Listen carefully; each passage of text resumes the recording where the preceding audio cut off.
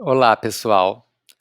Afinal, o que é o Remote First? Que é um termo que a gente escuta muito quando a gente vai estudar sobre o trabalho híbrido, que tem sido uma realidade de muitas empresas hoje, em função da pandemia, que estão tendo parte dos seus trabalhadores trabalhando no escritório ou presencialmente, e outra parte trabalhando em casa. E aí você cria uma realidade de dois tipos de trabalhadores. Nesse vídeo aqui eu pretendo falar desses dois artigos que falam sobre o Remote First, que é uma política a ser usada quando a gente fala de trabalho híbrido. Esses artigos estão na página de um aplicativo que chama Twist, é um aplicativo de gerenciamento de conversas, é um pouco parecido com o Slack, mas tem umas diferenças, e eu gostei dele porque ele agrega muitos conceitos que eu tenho ouvido por aí. Na verdade, são dois artigos, esse segundo aí é um guia, que é um pouco mais aprofundado do que o primeiro, mas são os dois dos mesmos autores. A primeira coisa que eles falam é que o trabalho híbrido é mais desafiador que o trabalho presencial puro e que o trabalho remoto puro, porque ele cria essa situação de duas realidades que devem conversar entre si. Tem um perigo que ocorre, que a informação ficar concentrada no presencial e acaba que os remotos ficam esquecidos. E isso dá origem a essa pirâmide aí, essa pirâmide hierárquica, dá origem a uma hierarquização não intencional, onde os presenciais estão lá no topo da pirâmide e os remotos acabam sendo esquecidos. Isso se dá tanto em termos de oportunidades de crescimento na carreira, na hora de tomar decisão, alguns são privilegiados e os remotos ficam à margem desse processo, o reconhecimento, promoções, em vários aspectos. E é isso que nós vamos ver aqui. A ideia é igualar os remotos àqueles que estão no escritório em todas essas variáveis que eu falei aí agora. E então aí que vem a política que eles chamam de remote first, que eu preferi não traduzir, mas se eu fosse traduzir, eu traduziria como, né, priorização do remoto, o remoto em primeiro lugar.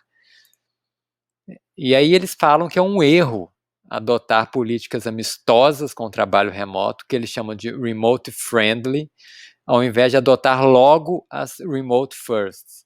Então, assim, algumas empresas são remote friendly, elas falam, aqui é legal ter trabalho remoto, vocês podem fazer trabalho remoto, tá tudo bem, e só isso. E, na verdade, isso não resolve o problema, porque o remote first significa que você vai dar condições reais para o remoto acontecer e não só uma permissão. Então aí esse quadrinho é uma comparação entre o remote friendly e o remote first. Então nas empresas remote friendly o trabalho remoto é permitido e nas remote first o trabalho remoto é empoderado. Nas primeiras, a comunicação síncrona é priorizada, ou seja, reuniões presenciais, conversas individuais, e na Remote First, a comunicação assíncrona é priorizada, aquela que pode ser comunicada em qualquer tempo, não precisa estar todo mundo junto ali na hora. Nas primeiras, os processos e ferramentas de trabalho giram em torno de um espaço físico, do espaço físico presencial, e nas segundas, os processos e ferramentas são desenhadas para incluir os remotos igualmente. As reuniões são marcadas de acordo com a disponibilidade dos presenciais, lá nas empresas remote friendly, e nas segundas, no Remote First, as reuniões são marcadas de forma a incluir todos. Então, os remotos também são consultados e inseridos na decisão de quando marcar uma reunião. Nas primeiras, pessoas e informações estão mais acessíveis no presencial, e nas segundas, as pessoas e informações estão igualmente acessíveis a todos, estando elas presenciais ou remotas. Esse é um ponto muito importante, a coisa da informação, da comunicação. No remote friendly, as principais decisões são tomadas no presencial, então só se toma decisões importantes se for lá no presencial, as pessoas têm que ir para tomar decisão. E não, no remote first, qualquer decisão pode ser tomada online ou discutida remotamente. Os trabalhadores presenciais são promovidos com mais frequência, lá no Remote Friendly, enquanto no Remote First, promoções contemplam igualmente todos os tipos de trabalhadores. E por fim, gerentes são encorajados a trabalhar presencialmente, no Friendly, e no Remote First, gerentes podem trabalhar nos dois espaços. Não existe essa imposição ou esse encorajamento de que o gerente vá trabalhar. As tarefas importantes são correlacionadas com o trabalho presencial e no Remote First a importância é dada a resultados e não a presença ou horas trabalhadas dos servidores, dos empregados. Então tem essa frase aí, não basta permitir o trabalho remoto, é fundamental que a organização crie condições para o trabalho remoto. Isso significa que todos os trabalhadores devem fazer parte dessa cultura. Tem que estar todo mundo imbuído no desejo de ser inclusivo com aquelas pessoas que não estão trabalhando dentro da organização. Ajuste seu modelo mental. Quando uma pessoa está remota, todas estão remotas. Olha que legal isso. Crie rotinas e estruturas de comunicação que permitam acesso a todos, independentemente do local. Então, essa frase é muito presente nos estudos de trabalho híbrido. Quando uma pessoa está remota, todas estão remotas, ou seja, o trabalho tem que ser remoto. Se tiver uma pessoa remota, basta uma para que o trabalho seja remoto. E crie políticas que façam com que os remotos não se sintam em segundo plano. Comunique essas políticas logo e sempre. Então, isso tem que estar na cabeça dos gestores, da direção da empresa, para considerar políticas inclusivas para que os remotos não se sintam em segundo plano, o que gera uma série de problemas. O relacionamento e o coleguismo devem ser estimulados entre as pessoas remotas e não remotas e presenciais. A empatia entre diversos tipos de trabalhadores tem papel importante nisso. As pessoas têm que entender que a realidade do outro grupo é diferente, que as necessidades são diferentes, que a forma de acessar o trabalho é diferente. Então, essa empatia precisa ser estimulada também. E achei muito legal essa dica. Faça pesquisas periódicas para saber o impacto do modelo híbrido nas pessoas. Então, assim, de tempos em tempos, faça uma pesquisa, um formulário ou reuniões de pesquisa para saber como é que os diversos grupos estão sendo impactados pelo trabalho híbrido. Uma política de trabalho flexível com relação ao local de trabalho, remoto ou escritório, pode ser extremamente poderosa para a manutenção de talentos nas organizações.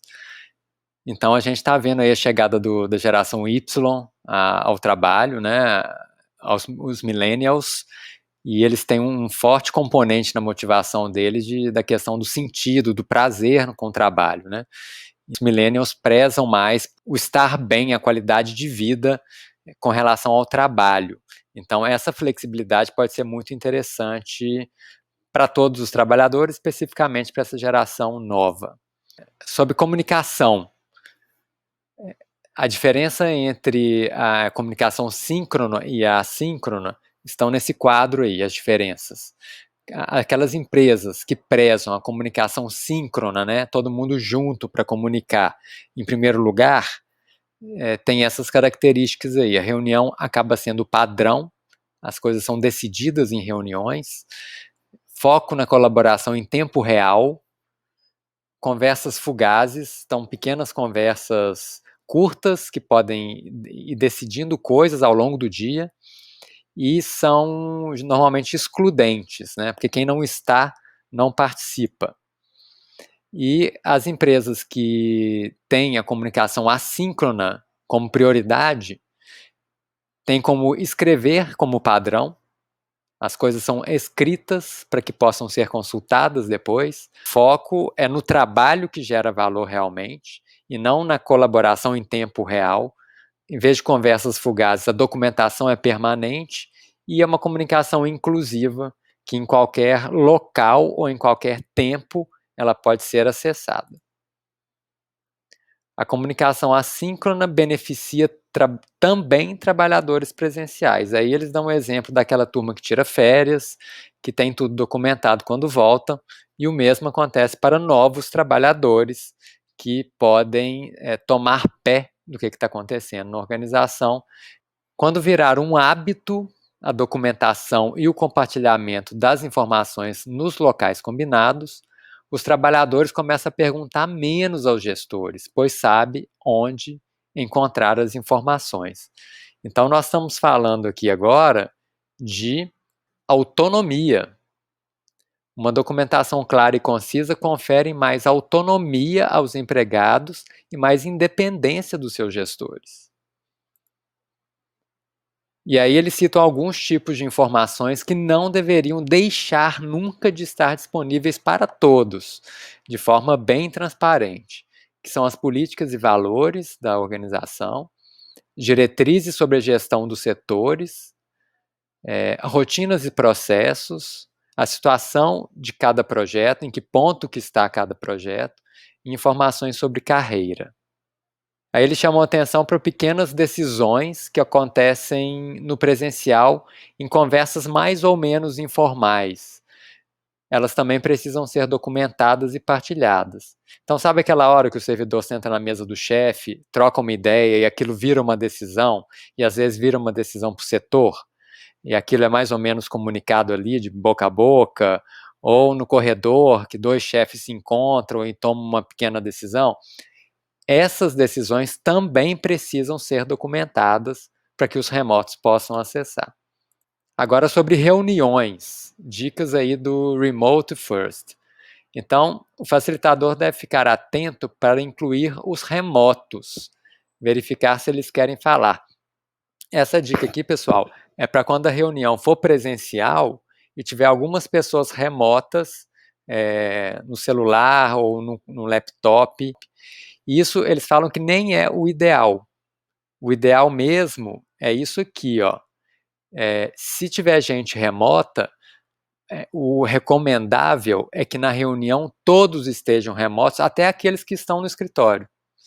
Então, o recomendável é que quem está no escritório acesse a reunião de forma remota, do seu celular ou do seu computador, para que todos tenham a mesma igualdade de condições e de espaço naquela reunião. E facilita a distribuição da palavra e a participação de todos de forma mais igualitária. E outra dica que eu achei bem legal também: grave as reuniões e disponibilize as gravações para aqueles que não puderam estar, ou até para outras pessoas que não foram convidadas, mas serão impactadas com o resultado daquela reunião. Eles usam um termo que eu achei bacana, que é a transparência radical. É ser transparente mesmo, com o máximo de informações possíveis de serem compartilhadas. Então, assim, com duas realidades de trabalhadores, informações não compartilhadas dão origem a feudos. Então, tem aquela turma que sabe das coisas e aquela turma que não sabe das coisas. Informação de difícil acesso despende energia do trabalhador, desmotiva e reduz a produtividade. Então, olha que legal. A pessoa não tem acesso, ela precisa de informação para trabalhar, ela tem que ficar perguntando para o chefe, perguntando para o colega, às vezes a resposta demora, isso vai desmotivando, vai minando a produtividade e a motivação da pessoa, a energia da pessoa.